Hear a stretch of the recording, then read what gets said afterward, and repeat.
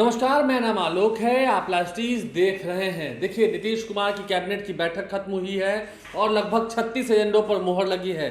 36 एजेंडों पर मुहर लग चुकी है। इस वक्त की बड़ी खबर है, नीतीश कुमार की कैबिनेट की बैठक खत्म हुई है।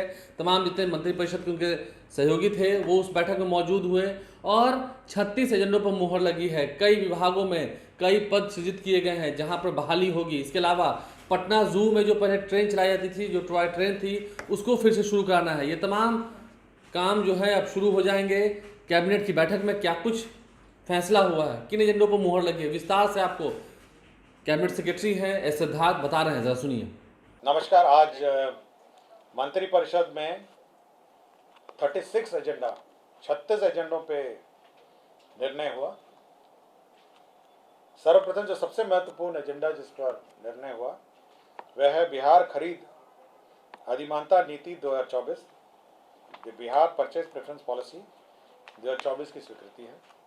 इस पॉलिसी के अंतर्गत जो बिहार में उत्पादन किए जाने वाले कंपनियां हैं, सर्विस प्रोवाइडर्स हैं, उनको प्रिक्योरमेंट और सप्लाई में अधिमानता देने का निर्णय सरकार ने लिया है। इस नीति के अंतर्गत यदि जो बिहार की कंपनियां हैं, यदि L1 जो न्यूनतम दर में से 15% के मार्जिन में अगर बिड करती हैं, तो ये निर्णय हुआ है कि जो L1 रेट पे उन्हें 25% का ऑर्डर दिया जाए।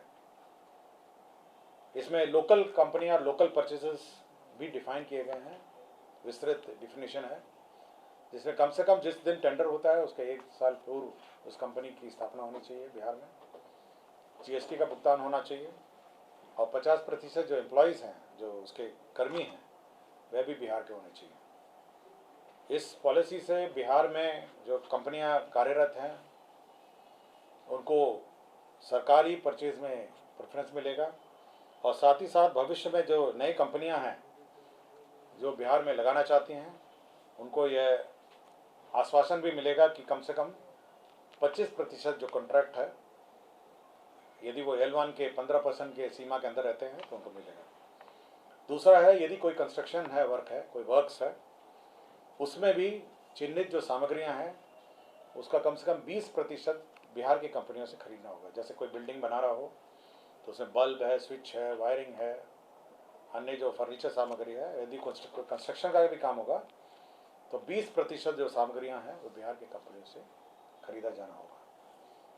तो यह बिहार की कंपनियों जो बिहार में मैन्युफैक्चर कर रही हैं और बिहार में जो कार्यरत कंपनियां हैं उनको प्रोत्साहन देने, उनका उद्योग बढ़ाने और साथ ही साथ नई कंपनियों को भी प्रोत्साहित करने के लिए यह नीति सरकार ने लाया है। दूसरा एक एजेंडा है, यह संजय गांधी जैविक उद्यान है, आपके पटना जू जिसका कहा जाता है। आपको जानकारी होगा वहाँ पे जो टॉय ट्रेन संचालित थी 1977 से में प्रारंभ हुई, 1977 में, और 2015 तक तो चली। आप लोगों ने देखा होगा कि चलती रही 2015 तक। अब उसको पुनर्जीवित करने का निर्णय लिया है। ये करीब 3.7 किलोमीटर का रेल की जर्नी होगी जू के अंदर और ये भारतीय रेल का दानापुर रेल मंडल जो पूर्वी मध्य रेल है वो इसका निर्माण कराएगा और इस पर खर्च होगा 9,88,00,000 रुपए। रेल मंत्रालय को जो दानापुर रेल मंडल पूर्वी मध्य रेलवे है उसके माध्यम से कराया जाएगा। तो इसके बाद पश्चात बनने के पश्चात इसमें जो टॉय ट्रेन है वो चल सकेगी। इसमें 4 कोचेज़ होंगे और इसका नए ट्रैक और स्लीपर बिछाए जाएंगे और बच्चों के लिए जो ट्रेन सुविधा थी जू में, पटना जू में शिशु रेल जो है वो पुनः चालू हो सकेगी। पर्यटन विभाग का एक प्रस्ताव था जिसमें बिहार राज्य अंतर्गत पर्यटकों की सुविधा हेतु मुख्यमंत्री home stay bed and breakfast प्रोत्साहन योजना 2024 की स्वीकृति दी गई। आपको जानकारी होगी, जब आप अन्य राज्यों में जाते होंगे तो लोग अपने घरों में भी गेस्ट हाउस बनाए हुए हैं। उसी तर्ज पर बिहार में भी विभिन्न शहरों में जहाँ पे भी टूरिस्ट प्लेस हैं वहाँ पे home stay bed and breakfast व्यवस्था विभिन्न आवास घरों में कायम करने हेतु बिहार में भी यह सुविधा होगी। इनके एक रजिस्ट्रेशन की प्रक्रिया है कि कैसे रजिस्टर करेंगे, कैसे वेबसाइट में ये उपलब्ध होगा, क्या क्या सुविधाएं इनको देनी पड़ेंगी। कम से कम इनके पास, प्रोमोटर के पास बेड्स होंगे, और साथ ही साथ सरकार जो मापदंड है जो निर्धारित की है उसको पूर्ण करने पर जो ऋण लेंगे उसका 2.5 लाख रुपए जो ऋण का इंटरेस्ट है वो सरकार रिम्बर्स करेगी। तो ये एक महत्वपूर्ण योजना है जिसमें आप जो भी हमारे घर हैं, जो आवासीय घर हैं टूरिस्ट प्लेसेस के पास, जिसमें जिनका एक कमरे से या अधिकतम 6 कमरे होगा, जिसमें 2 बेड से लेके 12 बेड होंगे, मतलब कम से कम आपसे एक कमरे से 6 कमरे होने चाहिए और 2 बेड से लेके 12 बेड होना चाहिए। आपको ब्रेकफास्ट की सुविधा होगी, बेड की सुविधा देनी होगी, और इसका निबंधन होगा ताकि टूरिस्ट को ये पता चले कि कहाँ बेड एंड ब्रेकफास्ट व्यवस्था संचालित है। और सरकार से यदि मान्यता प्राप्त होगी तो उसका महत्वपूर्ण और उसका जो कॉन्फिडेंस है टूरिस्ट का वो बढ़ जाएगा, और वो बेड एंड ब्रेकफास्ट स्कीम में आप भाग लेंगे तो वो अप्लाई करेगा। टूरिस्ट कोई भी आएगा वेबसाइट से अपना बुक करेगा और आ जाएगा। इसका टैरिफ कैसे कौन डिसाइड करेगा? टैरिफ अपना जो लोग हैं अपने ही टैरिफ डिसाइड करेंगे। वो जिस तरह का कमरा होगा, कुछ नॉन एसी होंगे, कुछ एयर कंडीशन होंगे, कुछ भी, मतलब जो जैसी सुविधा हो। तीसरा ये है कि विभिन्न जो राज्य पथ हैं, राष्ट्रीय राजमार्ग हैं, राजकीय उच्च मार्ग हैं, पथ निर्माण विभाग, ग्रामीण कार्य विभाग है, और विभिन्न सड़क जो है उस पर स्पीड लिमिट निर्धारण करने के लिए राज्य सरकार ने परिवहन विभाग को प्राधिकृत कर दिया। इसमें जो मोटर व्हीकल एक्ट में उसमें प्रावधान है कि राज्य सरकार उसका जो स्पीड लिमिट है निर्धारित करेगी। राष्ट्रीय राजमार्ग, राष्ट्रीय उच्च मार्ग, पथ निर्माण विभाग, ग्रामीण कार्य विभाग। तो राज्य सरकार ने स्पीड लिमिट निर्धारण के लिए एक ट्रांसपोर्ट विभाग को प्राधिकृत किया है, और साथ ही साथ एक कमेटी भी गठन की है जो प्रधान सचिव, सचिव परिवहन विभाग की अध्यक्षता में है, और इसमें एडीजी ट्रैफिक और अन्य लोग हैं, और स्पीड लिमिट विभिन्न सड़कों पर निर्धारित की जाएगी, और जिससे एक्सीडेंट को रोका जा सके।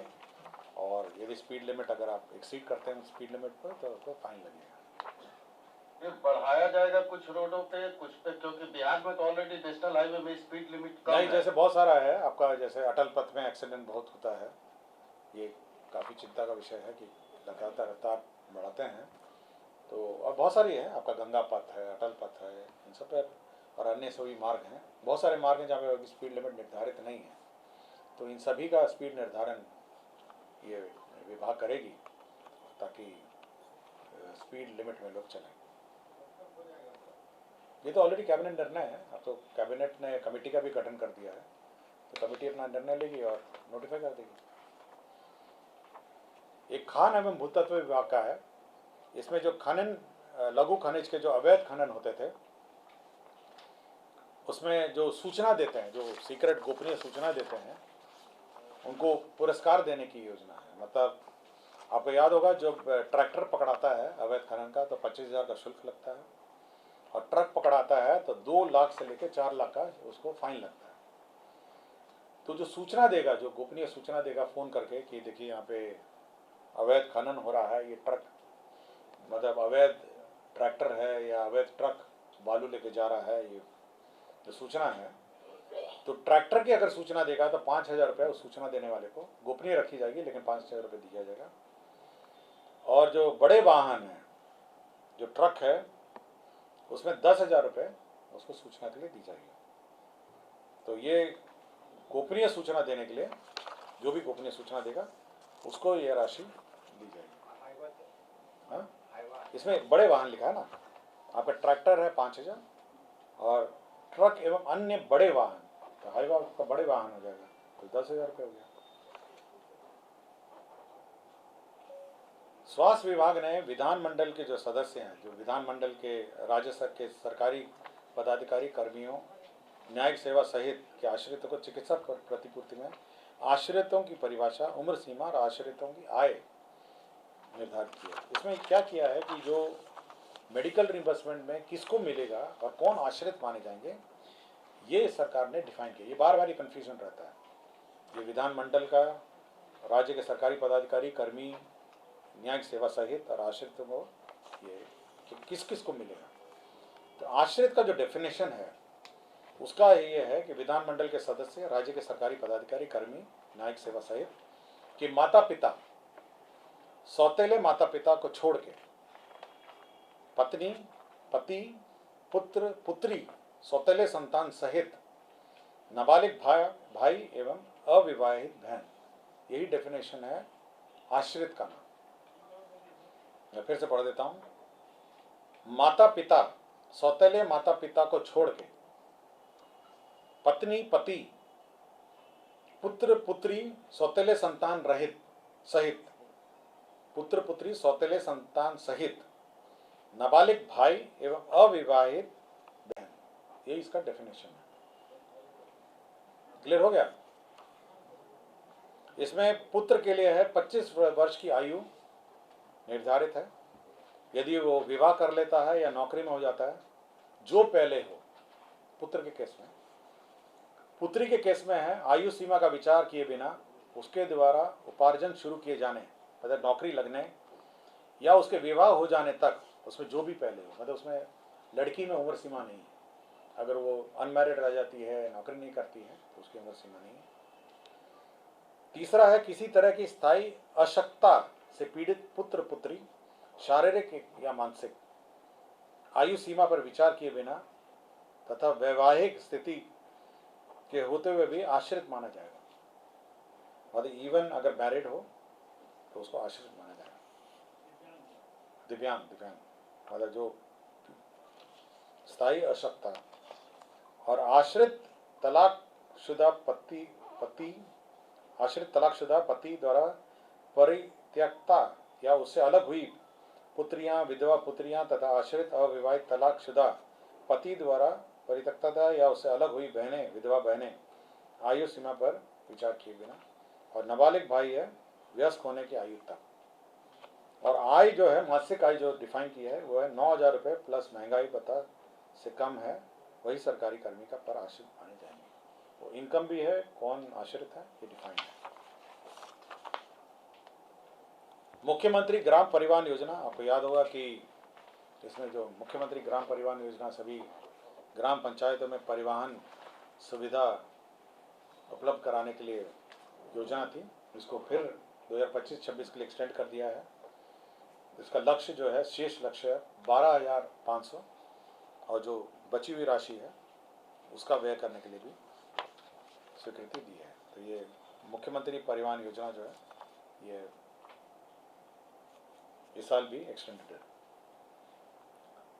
ग्रामीण क्षेत्र में पंचायती राज विभाग के नियंत्रणाधीन जो 58,003 ग्रामीण वार्डों में निर्मित 70,157 जलापूर्ति योजना है।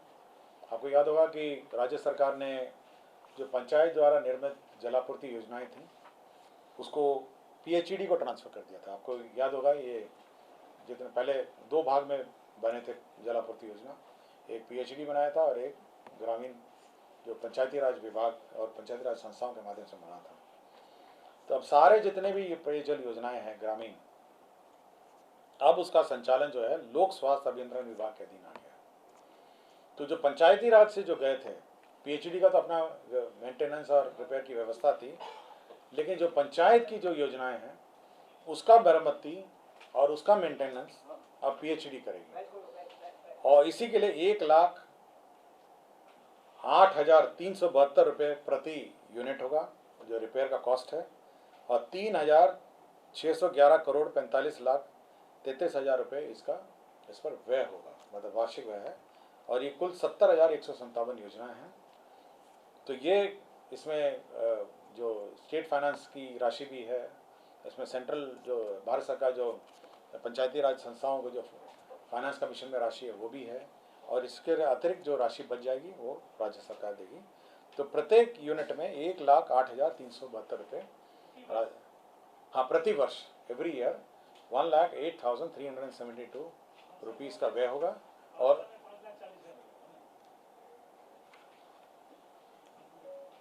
नहीं, प्रत्येक यूनिट का, प्रत्येक पेयजल योजना का ये रिपेयर कॉस्ट है। हाँ, ये हर घर नल योजना है ना सर? हाँ, हर घर योजना है। तो ये पूरा ट्रांसफर हो गया पीएचईडी को। What PH was the reason sir? क्या रीजन क्या था? कौन सा? नहीं, सरकार ने ये कहा कि एक रूपता रहे, कम से कम पूरे राज्य में एक ही रूपता रहे और एक ही डिपार्टमेंट कोऑर्डिनेट करे। कभी कभी जैसे कंप्लेन मिलता है, अब यही खोजने में लगता है कि पीएचडी की योजना है, पंचायत की योजना है, तो एक रूपता रहे और एक साथ मेंटेन हो सके और एक स्टैंडर्ड प्रोटोकॉल और स्टैंडर्ड्स रहे, इसीलिए उसको। और पीएचडी तो यही काम के लिए है ना। राज्य सरकार ने ये जो पीएचडी डिपार्टमेंट है उसका काम ही है पेयजल आपूर्ति ये योजनाओं को कार्यान्वयन। क्योंकि सीएम इस पे बड़ा अपना ये मतलब ना खुशी जाहिर किए थे हर घर नहीं, नल जहाँ तक मेरी जानकारी है कैबिनेट के ब्रीफिंग में ये है कि एक रूपता लाने के लिए, क्योंकि पीएचडी को मिल गए हैं पंचायत की योजना, इसलिए उसको रिपेयर करने की जो प्रोटोकॉल है, फंडिंग सिस्टम है, उसको मैंने आपको बताया। यूनिफॉर्मिटी रहे। फाइनेंस कमीशन के ग्रांट भी इसमें इंक्लूडेड है, केंद्र फाइनेंस कमीशन के भी ग्रांटेड इसमें इंक्लूडेड है, फिर राज्य सरकार भी ग्रांट इंक्लूड है। इसमें बिजली कौन भुगतान करेगा यह भी अंकित है। इसमें जो 2000 रुपये जो ऑपरेटर वाला है वो भी इनकी दर्सी में है और रिपेयर की पूरी प्रक्रिया इसमें निर्धारित है। स्वास्थ्य विभाग में जो बीटा थैलेसीमिया मेजर है का निरोधात्मक उपचार, क्यूरेटिव ट्रीटमेंट, जो थैलेसीमिया के पेशेंट्स हैं उसको ट्रीटमेंट के लिए सरकार ने एक योजना लाई है। इसमें सीएमसी वेल्लोर तमिलनाडु द्वारा संयुक्त रूप से बिहार के बच्चे 12 वर्ष तथा उससे कम उम्र की आयु में पाई जाने वाली बीटा थैलेसीमिया मेजर का निरोधात्मक उपचार बोन मैरो ट्रांसप्लांटेशन द्वारा किए जाने के लिए मुख्यमंत्री चिकित्सा सहायता योजना स्वीकृत की है। तो आपको याद होगा थैलेसीमिया में जो बोन मैरो ट्रांसप्लांट होता है यह किया जाने का जो योजना है ये मुख्यमंत्री बाल थैलेसीमिया योजना के नाम से ये कार्यान्वित होगा और ये पूरे देश में ये पहली सरकार, बिहार सरकार, राज्य सरकार की योजना है जहाँ थैलेसीमिया पेशेंट्स को भी फाइनेंशियल असिस्टेंस के माध्यम से इनका ट्रीटमेंट होगा।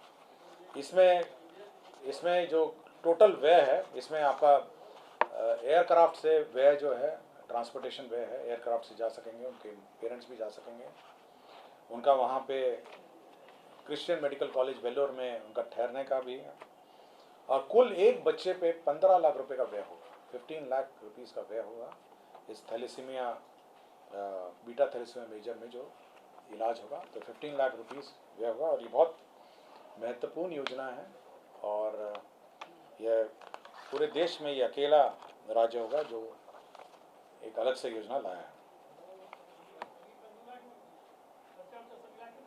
15 लाख, हाँ पूरा 15 लाख, 15 लाख रुपीज़ के आसपास का ट्रीटमेंट है, जाने का, रहने का। वैसे सीएमसी वेल्लोर ने अपने एस्टीमेट में 15 लाख रुपए लिखा है और इसमें आने जाने का खर्चा मेरे की जानकारी में नहीं लिखा है। इसमें उसमें ट्रांसप्लांटेशन का है, पेरेंटल न्यूट्रिशन का है, ट्रांसप्लांटेशन फीस का है और अदर हॉस्पिटल कॉस्ट है, उसका ठहरने रहने का है 15 लाख रुपए। तो संभवतः जो कॉस्ट ऑफ ट्रांसपोर्टेशन है वो अलग से पेमेंट होगा, तो आने जाने का और आने जाने का। ऊर्जा विभाग ने 3 मेजर स्कीम्स सैंक्शन करवाए हैं। एक तो Bihar state power transmission company limited के क्षेत्राधीन कार्यरत ग्रिड सबस्टेशन है, 132/33 ग्रिड सबस्टेशन है, ये कुल 10 हैं और 50 MVA के और 5 अदद 80 MVA के। तो 10 ग्रिड सबस्टेशन है 50 MVA के और 5 हैं 80 MVA के। जगह अगर मैं पढ़ देता हूँ जो 50 मेगावाट एम्पेयर है वो है बोध गया, गो, सिमरी बख्तियारपुर, तारापुर, टेहटा, शाहपुर पटोरी, मझोल, रामनगर, बांका पुराना एवं चकिया। और 5 अदद जो 80 MVA के ट्रांसफार्मर्स हैं वो है हाजीपुर पुराना, पूर्णिया, डुमरांव, सीवान पुराना एवं मुजफ्फरपुर। तो ये एक महत्वपूर्ण योजना है आपके ट्रांसफार्मर लगने का। दूसरा है कि Bihar state power transmission company के अंतर्गत 5 अदद 132 kVA का संरचना लाइनों का नवीकरण और आधुनिकीकरण और रिकंडक्टरिंग होना है। तो रिकंडक्टरिंग ऑफ ओल्ड लाइन्स है जिसमें 254 करोड़ 71 लाख रुपए व्यय होंगे। Bihar state power transmission company में 12 अदद 132 केवीए संरचना लाइन है। तो डबल सर्किट जो होता है, दो तरह से बिजली आती है, उसका रिकंडक्टरिंग है 12 संख्या में 147.73 करोड़ का है। विज्ञान एवं प्रौद्योगिकी विभाग का प्रस्ताव था। जमुई जिला में 300 बेड का बालक छात्रावास, एक बालिका छात्रावास भी है 250 बेड का, प्राध्यापक गेस्ट हाउस, प्राध्यापक सह प्राध्यापक और 500 क्षमता का ऑडिटोरियम है। कुल 72 करोड़ 61 लाख रुपए 14,000 रुपये। इंजीनियरिंग कॉलेज का है। इंजीनियरिंग कॉलेज में आपके हॉस्टल्स, गर्ल्स हॉस्टल्स, आपके स्टाफ के फ्लैट और ऑडिटोरियम का निर्माण है। बिहार राज्य फिल्म विकास निगम है, फिल्म डेवलपमेंट कॉरपोरेशन है। आपको याद होगा कि film development policy last cabinet में हुई थी और उसी के मद्देनज़र इसको जो कॉरपोरेशन है उसका जो पेड अप कैपिटल है उसको 1 करोड़ से बढ़ा के 5 करोड़ किया गया। सुपौल जिला अंतर्गत निर्मली प्रखंड में उपकारा का निर्माण है। 39 करोड़ 43 लाख 35 हजार रुपये मात्र स्वीकृत है। इसमें सुपौल जिला अंतर्गत निर्मली अनुमंडल में उपकारा का निर्माण होगा। पाटलिपुत्रा स्टेडियम के बगल में आपने ज़मीन देखी होगी, आपके स्टेडियम के बगल में जब जाते होंगे तो ज़मीन देखी होगी, तो 1.6 एकड़ है। तो ये जो अनयूटिलाइज्ड है जो ज़मीन है, 48 करोड़ की राशि हाउसिंग बोर्ड को देके अब ये खेल विभाग ने इसको टेक ओवर कर लिया है। तो देखा होगा आपने पाटलिपुत्रा के बगल में बड़ी सी प्लॉट है स्टेडियम के बगल में, तो ज़मीन को हाउसिंग बोर्ड के ज़मीन को खेल विभाग ने अपने अंडर ले लिया। पंचायती राज विभाग में जो प्रखंड विकास पदाधिकारी को प्रखंड पंचायत राज पदाधिकारी के स्थान पर पंचायत समिति का कार्यपालक पदाधिकारी बनाया है और प्रखंड पंचायत राज पदाधिकारी को अतिरिक्त कार्यपालक पदाधिकारी पंचायत समिति के नियुक्त किया है और अतिरिक्त कार्यपालक पदाधिकारी को प्रशासनिक स्वीकृति देने की शक्तियां दी गई हैं। तो एडमिनिस्ट्रेटिव सैंक्शन के लिमिट्स निर्धारित किए गए हैं। ये ऑल इंडिया जजेस association versus union of India, ये स्वास्थ्य विभाग का है। इसमें यह ऑर्डर हुआ था कि जो हमारे रिटायर्ड जजेस हैं, सेवारत और सेवा रिटायर्ड हैं, उनको मेडिकल सुविधा के संबंध में ऑर्डर पास किया था माननीय सर्वोच्च न्यायालय ने। उसी के आलोक में कैबिनेट ने उसकी स्वीकृति दी है। बिहार मोटर वाहन दावा दुर्घटना न्यायाधिकरण है। इसमें सेवा शर्त चेंज हुए हैं। केवल जो अध्यक्ष का जो चयन है पहले सचिव के स्तर पर होता था, माननीय उच्च न्यायालय ने कहा है कि नहीं, सचिव के स्तर पर नहीं होगा। इसे मुख्य न्यायाधीश उच्च न्यायालय पटना अथवा उनके द्वारा नामित वर्तमान एवं सेवानिवृत्त न्यायाधीश की अध्यक्षता में इसका चयन होगा। तो बस एक ही संशोधन है इसमें। श्रम संसाधन विभाग में बिहार कर्मचारी राज्य बीमा योजना महिला स्वास्थ्य कार्यकर्ता ऑक्सिलरी नर्स मिडवाइफ भर्ती प्रोन्नति एवं सेवा शर्त नियमावली है। आपको यह याद होगा जो लेबर डिपार्टमेंट में जो ESI हॉस्पिटल है, लेबर डिपार्टमेंट कार्य करता है, उसमें जो स्वास्थ्य कार्यकर्ता हैं ऑक्सिलरी नर्स और मिडवाइफ है, उनकी सेवा शर्त जो मेडिकल डिपार्टमेंट में सेवा शर्त है उसी के अनुरूप कर दी गई है। योजना एवं विकास विभाग में बिहार अवर सांख्यिकी संवर्ग नियमावली 2024 की स्वीकृति दी गई है। पूर्व में ये योजना, ये सेवा नियमावली बनाई गई थी जिसको माननीय उच्च न्यायालय ने सेट असाइड किया है। पुनः उसका संशोधित नियमावली स्वीकृत किया गया। सैनिक कल्याण निदेशालय के अंतर्गत जिला सैनिक कल्याण कार्यालय में कल्याण व्यवस्था के पदों पर भूतपूर्व सैनिक की भर्ती के संबंध में कल्याण व्यवस्था संवर्ग नियमावली 2024 का गठन किया गया है। खनिज पदाधिकारी, खनिज खान एवं भूतत्व विभाग में खनिज विकास पदाधिकारी, सहायक निदेशक एवं उप निदेशक एवं अपर निदेशक के प्रोन्नति के पदों पर बिहार लोक सेवा आयोग के माध्यम से सीधी नियुक्ति करने का निर्णय संबंधी संकल्प को संशोधित करने एवं प्रतिनियुक्ति के आधार पर मुख्यालय स्तर पर अपर निदेशक का एक पद, उप निदेशक का एक नियुक्ति की स्वीकृति के संबंध में निर्णय लिया गया। उद्योग विभाग में हैंडलूम का अलग डायरेक्टरेट होगा। ये बहुत सालों से था, ये मेरे ख्याल से 1978 में ये बना था हैंडलूम का जो डायरेक्टरेट है, और ऐसे पुराने पद थे।